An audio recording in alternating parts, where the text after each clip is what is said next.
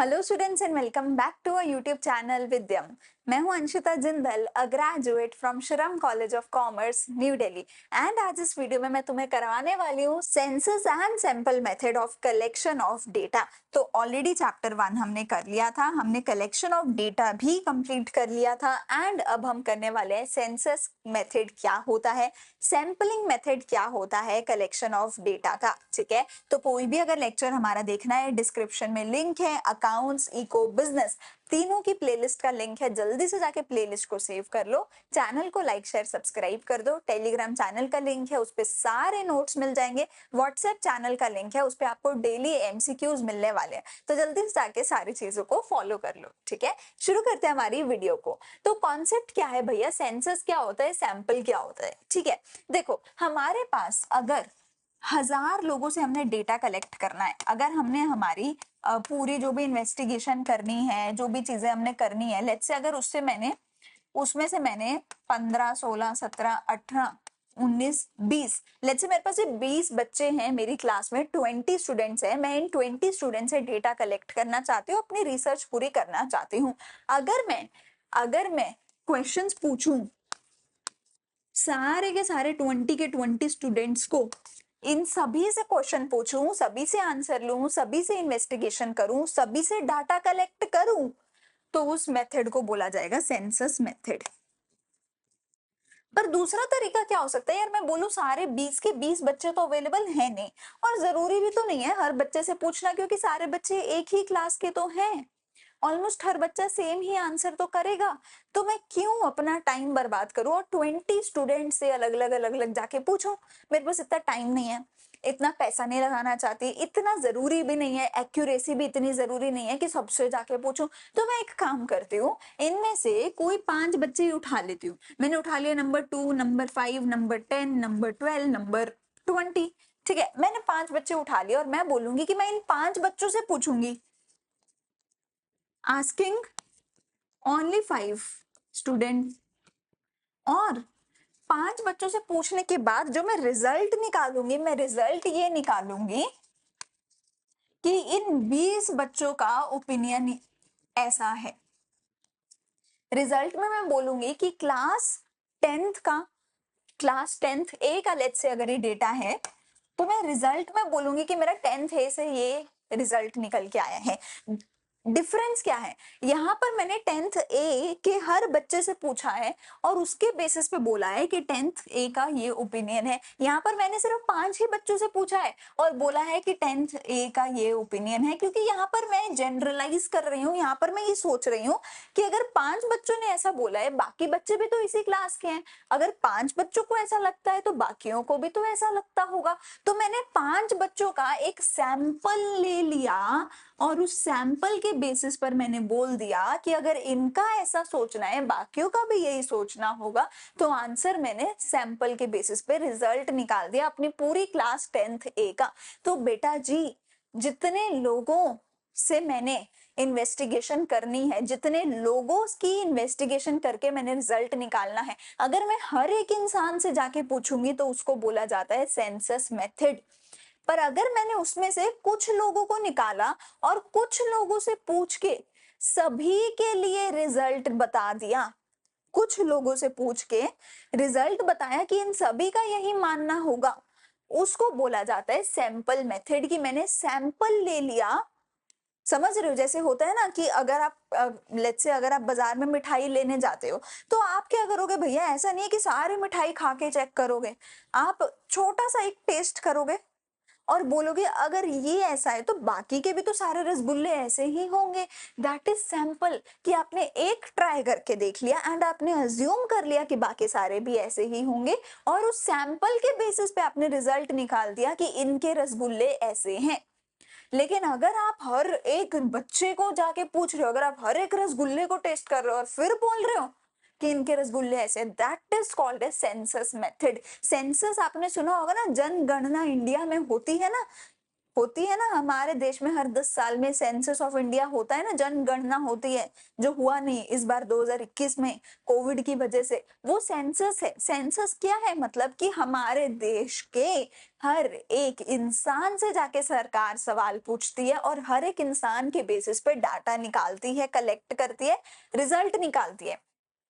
तो census method क्या होता था कि हम पूरे देश भर से पूछते हैं। सैंपल क्या होता था? कुछ लोगों से पूछ के सभी के लिए उस रिजल्ट को निकाल देना। ठीक है, तो इन स्टैटिस्टिक्स द टर्म, सबसे पहले टर्म आती है पॉपुलेशन। उसका क्या मतलब होता है? Aggregate of all the items about which we want to obtain the information. मैं इंफॉर्मेशन चाहती हूँ पूरी 10th ए के लिए, जिसके अंदर टोटल 20 बच्चे हैं। तो मेरी पॉपुलेशन कितनी हुई भैया? 20, 20। पॉपुलेशन कितनी हुई? 20। क्यों? क्योंकि मैं 20 बच्चों के लिए रिजल्ट निकालना चाहती हूँ। देखो, for which we want to obtain the information, मुझे इन 20 बच्चों की इंफॉर्मेशन चाहिए, पूरी 10th ए की इंफॉर्मेशन चाहिए। तो मेरा पॉपुलेशन साइज कितना है? 20। Each unit of the population is called item. इनमें से हर एक बच्चे को मैं क्या बोल रही हूँ? ये हमारी एक आइटम है। Each unit is called as an item. ठीक है जी। अब census method is that method in which data are collected covering every item. Item कौन था? वो जितने भी जो भी लोग थे हमारे 20 स्टूडेंट्स, तो हर स्टूडेंट को हमने आइटम बोला, ऑफ द यूनिवर्स और द पॉपुलेशन। पॉपुलेशन के लिए दूसरा वर्ड क्या यूज किया? Universe. Relating to the problem under investigation. कहते हैं भैया, जिस चीज की इन्वेस्टिगेशन कर रहे हैं, ठीक है, अगर उसकी पॉपुलेशन कि हर एक आइटम से जाके मैं डाटा कलेक्ट करूं। अगर मैं, मेरी पॉपुलेशन कितने लोगों की थी? 10th ए की पॉपुलेशन थी, 20 आइटम्स थी पॉपुलेशन में, 20 आइटम्स थी पॉपुलेशन में। पॉपुलेशन के लिए दूसरा वर्ड मैंने क्या यूज किया? यूनिवर्स। मेरे यूनिवर्स में कितनी आइटम्स थी भैया जी? 20 आइटम्स थी। अगर मैं ईच एंड एवरी 20 की 20 आइटम से जाके सवाल पूछूं, डाटा कलेक्ट करूं, तो उसको क्या बोला जाएगा? सेंसस मेथड बोला जाएगा। सेंसस मेथड कब सूटेबल है? जब 20 ही तो बच्चे, 20 बच्चों से तो जाके पूछ ही सकते हो, ज्यादा बड़ी बात नहीं होगी। Widely diverse item in the population, तुम्हें लग रहा है हर बच्चा अलग जवाब ही देगा, तो हर बच्चे से पूछना जरूरी है। अगर तुम्हें लग रहा है हर कोई सेम ही जवाब देगा, फिर इट डजंट मेक सेंस कि तुम सबसे जाके पूछो। पर अगर तुम्हें पता है कि हर बच्चा अलग सोचता है, अलग जवाब देगा, तो तुम्हें हर बच्चे से पूछना पड़ेगा।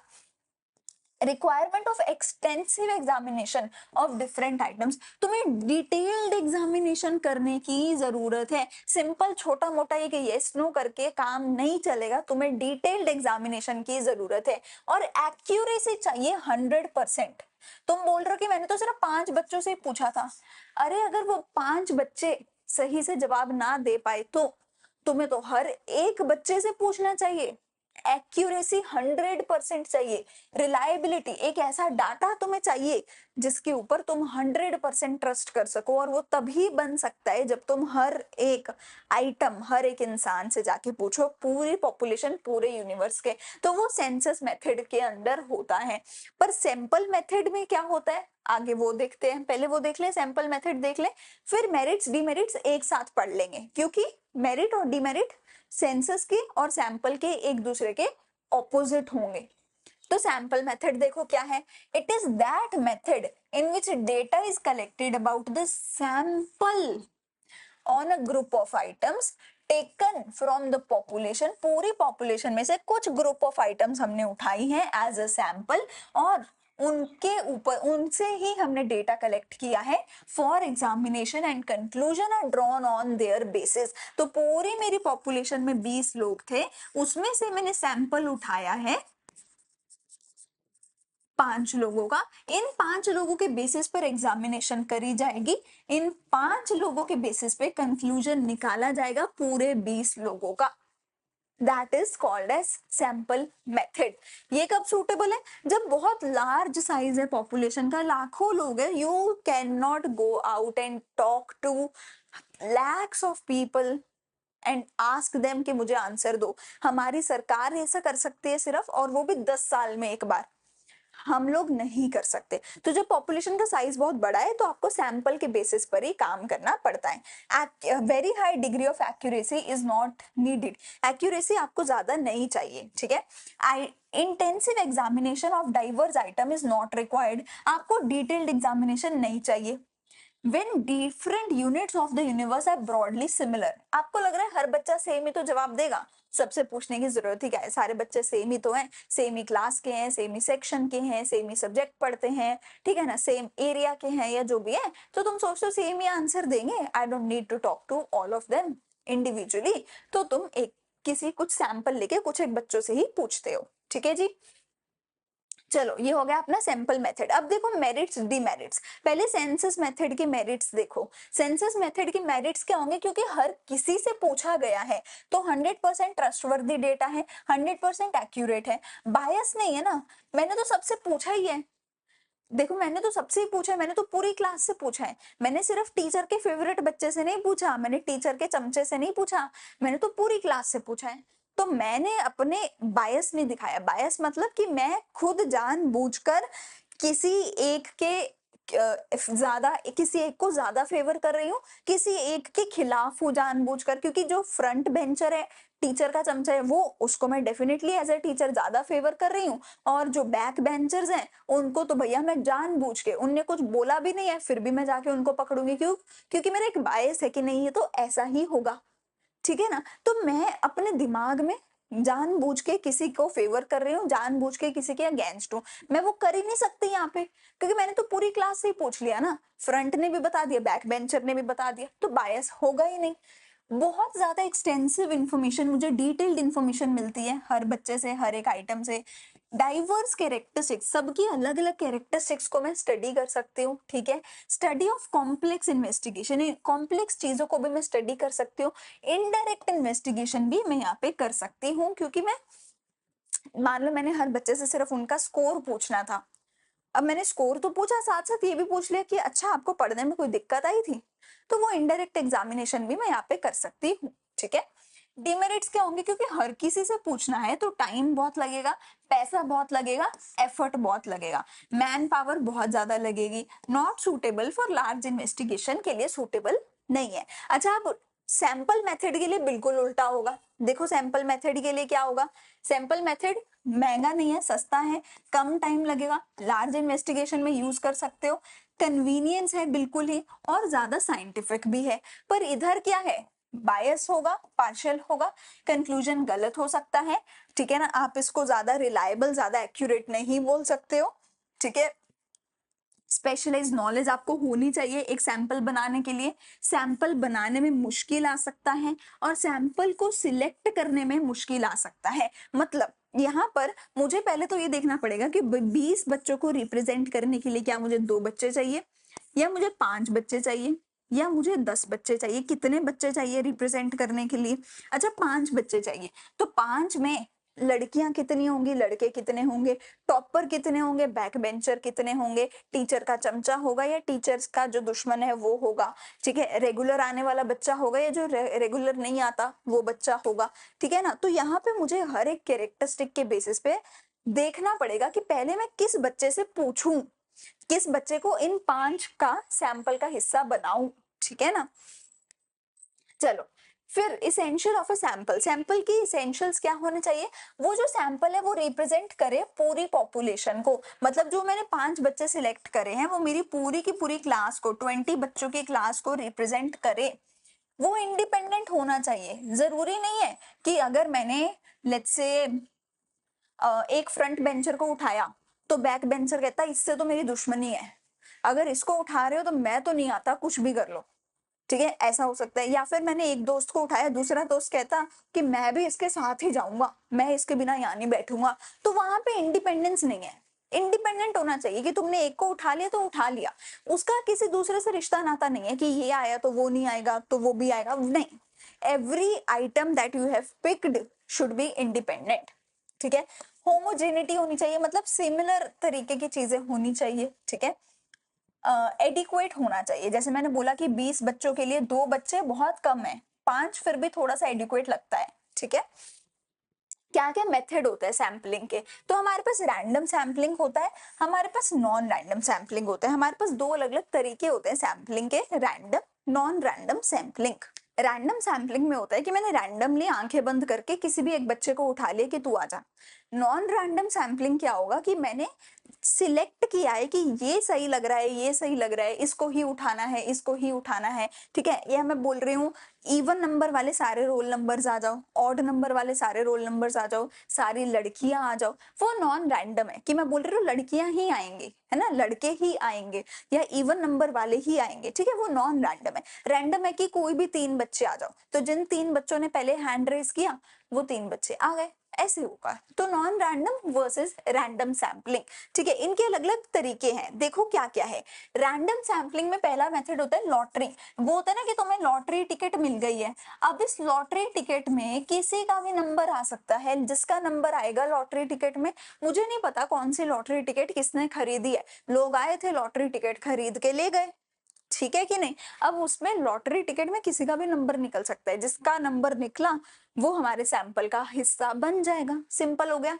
टेबल ऑफ रैंडम नंबर, इसको हम टिपेट्स टेबल भी बोलते हैं, टिपेट्स टेबल भी बोलते हैं। इसके अंदर 40,600 कुछ नंबर होते हैं, इसके अंदर ऑलमोस्ट 40,600 कुछ नंबर्स इसमें होते हैं। इन नंबर्स को तुम क्या करते हो, ये बहुत बड़ा सारा टेबल है जिसके अंदर बहुत सारे अलग अलग नंबर्स लिखे हुए हैं, ठीक है। अब तुम क्या करोगे, रैंडमली कोई भी एक नंबर को चूज कर लोगे, which is very similar to lottery method, कि तुम्हारे सामने एक पूरा टेबल है जिसमें सारे लॉटरी नंबर्स लिखे हुए हैं, ठीक है ना। तो किसी भी एक नंबर को तुम रैंडमली सिलेक्ट कर रहे हो, वही चीज यहाँ पे कि तुम्हारे सामने एक टेबल है, तुम इस टेबल के अंदर 40,000 कुछ नंबर्स हैं, उसमें से कोई भी कुछ रैंडम नंबर्स को तुम सिलेक्ट कर रहे हो, तुम्हें नहीं पता कौन से नंबर पे कौन है, ठीक है। जो भी नंबर तुमने सिलेक्ट किया उस पे जो बंदा आया वो आ गया, वो तुम्हारे सैंपल का हिस्सा बन गया।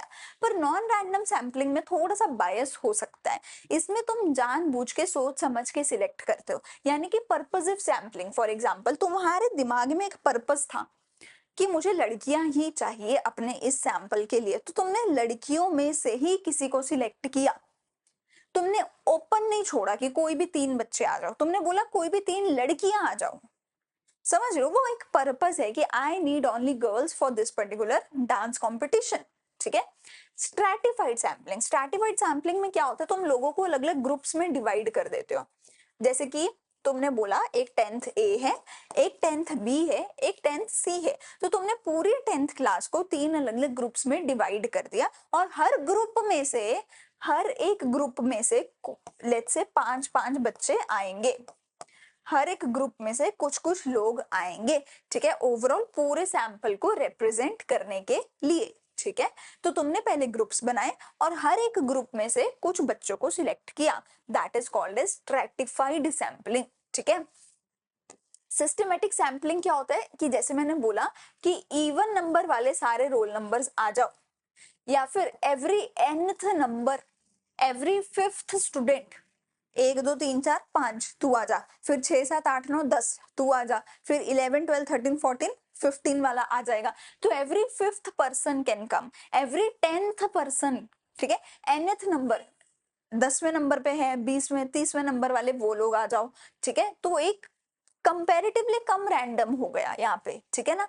कोटा सैंपलिंग, कोटा सैंपलिंग है कि जैसे मैंने बोला कि सेक्शन ए है, सेक्शन बी है, सेक्शन सी है, पर मैंने सेक्शन ए को कोटा दे दिया कि सेक्शन ए जो है उसमें से ज्यादा बच्चे आने चाहिए, समझ रहे हो, कि टोटल 15 बच्चे होने चाहिए, पर इस 15 में से एटलीस्ट 8 बच्चे तो सेक्शन ए के ही होने चाहिए, बाकी के जो बचे हुए हैं वो बी और सी में से हो सकते हैं। जैसे होता है ना कॉलेज में कि भैया 1000 सीटें हैं तो उसमें से जनरल के तो 200 ही हैं, बाकी के लिए कोटा है, ये कोटा वो कोटा वो कोटा, ठीक है, तो इतनी सीट्स इस बंदे के लिए रिजर्व्ड हैं। तो वही बात होगी, 15 सीट है उसमें से 8 सीटें तो कोटा किसको मिला हुआ है, ए को, कि सेक्शन ए में से 8 बच्चे तो होने ही चाहिए। तो ये हो गई कोटा सैंपलिंग, ठीक है। फिर आ गई convenience sampling. Convenience sampling is कि जो बंदा सैंपल कलेक्ट कर रहा है उसको जो तरीका सबसे आसान लगेगा सैंपल कलेक्ट करने का वो उस तरीके से कलेक्ट कर लेगा। यहाँ पर बायस काफी ज्यादा हो सकता है, ठीक है, कि अगर मुझे आसान लग रहा है कि ये 3 बच्चे शांत बैठे, इन्हीं को ले जाती हूँ, तो मेरे लिए जो कन्वीनियंट होगा मैं उस तरीके से सैंपल करूंगी, that is called as convenience sampling, ठीक है। अच्छा, ऐसे ही एक यहाँ पर हमारे पास आता है क्लस्टर सैंपलिंग। क्लस्टर सैंपलिंग में क्या होता है कि जैसे मैंने यहाँ पे बोला कि तुम अलग अलग ग्रुप्स बनाओगे, तुम अलग अलग ग्रुप्स बनाओगे, पर पता है तुम इसमें क्या करोगे, इसमें क्या अलग करोगे, तुम जो ग्रुप्स बना रहे हो, लेट्स से तुमने ग्रुप ए बनाया, ग्रुप बी बनाया, ग्रुप सी बनाया, इसमें से किसी एक पूरे के पूरे ग्रुप को ही चूज कर लोगे और बाकी दोनों ग्रुप्स को छोड़ दोगे। यहाँ पे तुमने 3 ग्रुप्स बनाए, तीनों में से कुछ कुछ बच्चों को सिलेक्ट किया, यहाँ पे तुमने एक क्लस्टर बनाया, क्लस्टर ए, क्लस्टर बी, क्लस्टर सी, और किसी एक को ही चूज किया, बाकियों को पूरे का पूरा छोड़ दिया और किसी एक को पूरे के पूरे को सिलेक्ट कर लिया। This is called as cluster. मतलब एक में ग्रुपिंग करी और हर ग्रुप में से कुछ बच्चे सिलेक्ट किए, और दूसरे में ग्रुपिंग करी, क्लस्टर वाले में ग्रुपिंग करी और किसी एक ग्रुप को पूरा ही सिलेक्ट कर लिया, बाकी ग्रुप्स को निकाल दिया। ये होता है क्लस्टर सैंपलिंग। कई बुक्स में ये भी दे रखा होता है, इसलिए मैंने ये भी बता दिया, ठीक है जी। चलो, रैंडम सैम्पलिंग की डेफिनेशन क्या है जी? It is that method of sampling in which each and every item, जिसमें हर एक आइटम के आने की जो चांसेस हैं वो ऑलमोस्ट इक्वल चांसेस होते हैं कि कोई भी इसमें आ सकता है, ठीक है। इसका बेस्ट एग्जांपल क्या होता है? Exit poll. इलेक्शन के पहले जो एग्जिट पोल्स होते हैं ना, वो इसका बहुत अच्छा एक एग्जाम्पल है, क्योंकि जो मीडिया पर्सन होते हैं वो रैंडमली किसी भी जगह पे जाते हैं और वहां पे जो भी रैंडम लोग मिलते हैं उनसे पूछ लेते हैं कि आपने किसको वोट करना है एंड ऑल। तो वो एग्जिट पोल्स जो है वो बिल्कुल रैंडम बेसिस पर होते हैं। नॉन रैंडम सैम्पलिंग देखो मेरी क्या है, ये मैंने सारे के सारे आपको समझा ही दिए। Purposive, stratified, systematic, quota and convenience, ये हमारे नॉन रैंडम सैम्पलिंग के तरीके होते हैं, ठीक है। इसके अलावा मैंने क्लस्टर सैम्पलिंग भी आपको समझा दिया है, ठीक है जी। अब रिलायबिलिटी कितनी होती है सैम्पलिंग डेटा की, वो किसके ऊपर डिपेंड करता है? साइज ऑफ सैंपल पे, मेथड ऑफ सैंपल पे, बायस के ऊपर, ठीक है, ट्रेनिंग ऑफ इन्यूमरेटर के ऊपर। देखो जैसे मैंने बोला, अगर तुमने 20 बच्चों के लिए सैंपल में सिर्फ 2 ही बच्चे लिए हैं तो ये साइज बहुत छोटा है, तो शायद तुम्हारा जो सैंपल है वो ही इतना छोटा है कि तुम्हारा जो फाइनल डाटा होगा वो रिलायबल, ट्रस्टवर्दी होगा ही नहीं। पर अगर साइज थोड़ा बड़ा है सैंपल का, तो हाँ, तुम्हारा जो फाइनल डेटा है वो कंपैरेटिवली ज्यादा रिलायबल होगा। Method of sampling, I told you a lot of method, random method sampling के मेथड, नॉन रैंडम सैंपलिंग के मेथड। तुमने कौन सा मेथड चूज किया है उसके ऊपर भी काफी डिपेंड करता है। जैसे अगर तुमने किसी एक को कोटा ही दे दिया तो आंसर काफी अलग आएगा, है ना, रिजल्ट काफी अलग आएगा। अगर तुमने रैंडम सैम्पलिंग करी है तो रिजल्ट काफी अलग आएगा, ठीक है ना। तो क्या मेथड तुमने चूज किया उस पर भी डिपेंड करेगा कि क्या ट्रस्टवर्दी है तुम्हारा डेटा या नहीं। बायस of correspondent and enumerator, enumerator मतलब जो बंदा है जो, ठीक है, ये सब कुछ कर रहा है, हमारी सैम्पलिंग और जो पूरा ये इंस्पेक्शन इन्वेस्टिगेशन कर रहा है। जैसे मैंने बोला कि टीचर बायस्ड है कि भैया मैं तो अपने चमचे, अपने जो फ्रंट बेंचर्स है, मैं तो उन्हीं को लेकर जाऊंगी, बैक बेंचर से तो मेरी दुश्मनी है। तो ये तो मेरा बायस हुआ ना। अगर मेरा बायस है बहुत ज्यादा तो मेरा डेटा बहुत ज्यादा ट्रस्टवर्दी नहीं होगा, पर अगर बायस नहीं है तो मेरा डेटा ट्रस्टवर्दी होगा। ट्रेनिंग कितनी अच्छे से कर रखी है इन्यूमरेटर की, ठीक है। अगर इन्यूमरेटर ट्रेंड ही नहीं है, उसको पता ही नहीं होगा मुझे कौन सा मेथड यूज करना है, कितने लोगों को लेना है, बायस कैसे हटाना है, उसको पता ही नहीं होगा। पर कि तुम्हें ट्रेनिंग करनी पड़ेगी। इसीलिए हमने सैम्पलिंग में ऊपर पढ़ा था ना डीमेरिट्स में, कि तुम्हें एक्सपीरियंस्ड, तुम्हें बहुत ज्यादा स्किल्ड लोग यहाँ पे चाहिए कि वो सैम्पलिंग कर सके, एरा गैरा कोई नहीं कर सकता। तुम्हें उसको अच्छे से सिखाना पड़ेगा कि कैसे सैंपल तुम्हें लेना है, कैसे सारा ये काम करना है, ठीक है। तो ट्रेनिंग पे डिपेंड करेगा, अगर ट्रेंड है तो रिलायबल डेटा होगा, अगर ट्रेंड नहीं है तो डेटा रिलायबल नहीं होगा, ठीक है जी। चलो, अगर एक कंपैरिजन करके देखें तो हमारा जो सेंसस मेथड है उसकी कवरेज कम है, सैंपल मेथड की कवरेज ज्यादा है। सेंसस मेथड कब सूटेबल है? जब कम डेटा है। सैंपल मेथड कब सूटेबल है? जब डेटा ज्यादा है, ठीक है ना। एक्यूरेट कौन सा होगा? सेंसस ज्यादा एक्यूरेट होगा। कम टाइम और कॉस्ट किस में लगेगा? सैंपल मेथड में टाइम और कॉस्ट कम लगेगा। एक्यूरेसी सेंसस की ज्यादा होगी, ठीक है। कवरेज सैम्पलिंग मेथड की ज्यादा होगी, ठीक है। नेचर ऑफ आइटम्स के ऊपर भी डिपेंड करेगा कि तुम्हें सेंसस में जाना है कि सैंपल में जाना है। अगर मेथड्स बहुत ज्यादा सेम है, होमोजीनियस आइटम्स है, अगर आइटम्स होमोजीनियस है कि सेम ही तो क्लास के बच्चे हैं, तो तुम सैंपल मेथड की तरफ जाओ। अगर डिफरेंट डिफरेंट आइटम्स हैं बहुत सारी, तो तुम्हें तुम्हारे सेंसस मेथड की तरफ जाना चाहिए। वेरिफिकेशन की जरूरत है या नहीं है, ठीक है। सेंसस मेथड में तुम अच्छे से वेरीफाई कर सकते हो हर चीज को, हर एक इंसान के पास जाके। सैंपल मेथड में वो चीज इतनी पॉसिबल नहीं हो पाती है, ठीक है। फिर आता है लास्ट टॉपिक मेरे पास स्टैटिस्टिकल एरर्स का, कि एरर कहाँ कहाँ मेरे पास आ सकते हैं, ठीक है। तो सैम्पलिंग में भी एरर आ सकते हैं, नॉन सैम्पलिंग एरर भी हो सकते हैं। आप सैंपल करने में भी एरर कर सकते हो कि तुमने अपना बायस दिखा दिया, तुमने कोटा गलत लगा दिया, ठीक है ना। कोटा लगाना था और तुमने लगाया नहीं, तुमने मेथड सही चूज नहीं किया, तुमने नंबर ऑफ सैंपल्स, ठीक है, साइज ऑफ सैंपल सही से चूज नहीं किया, कहीं भी तुम एरर कर सकते हो, ठीक है। सैंपलिंग में भी एरर बहुत सारे कर सकते हो, पर नॉन सैंपलिंग एरर भी बहुत सारे कर सकते हो। जैसे कि मेजरमेंट सही से नहीं करी, वेट ही सही मेजर नहीं किया, हाइट ही सही मेजर नहीं करी, ठीक है। लोगों ने रिस्पॉन्ड ही नहीं किया, पूछा तो था तुमने, लोगों ने रिस्पॉन्ड ही नहीं किया, ठीक है। लोगों ने कुछ और बताया, तुमने कुछ और समझ लिया, मिस इंटरप्रिटेशन हो गई। डाटा ही तुमने सही कलेक्ट नहीं किया, एक्वायर डाटा सही से नहीं कर पाए, कुछ ना कुछ कहीं गलती कर दी, ठीक है। और बायस तरीके से तुमने सैंपल कलेक्ट किया, तो ये सारे के सारे एरर्स तुम्हें यहाँ पे देखने को मिल सकते हैं, ठीक है। यहाँ पे हमारा पूरे का पूरा कलेक्शन ऑफ डेटा का जो चैप्टर होता है खत्म। कई बुक्स में दो अलग अलग चैप्टर होते हैं, कई बुक्स में सेम ही चैप्टर में होते हैं, ठीक है। तो पहले हमने प्राइमरी डेटा, सेकेंडरी डेटा के बारे में पढ़ा प्रीवियस वीडियोस में। आज की वीडियो में हमने सेंसस मेथड, सैंपल मेथड के बारे में बहुत डिटेल में पढ़ा है। अब अगर कोई भी डाउट है तो जल्दी से जाओ, तुम्हारे पास कमेंट सेक्शन ओपन है, जल्दी से जाके डाउट पूछ सकते हो। अगर कुछ अच्छा लगा तो प्लीज मुझे बताकर जरूर जाओ, चैनल को लाइक शेयर सब्सक्राइब जरूर करके जाओ। हम मिलेंगे अगली वीडियो में अगले लेक्चर के साथ।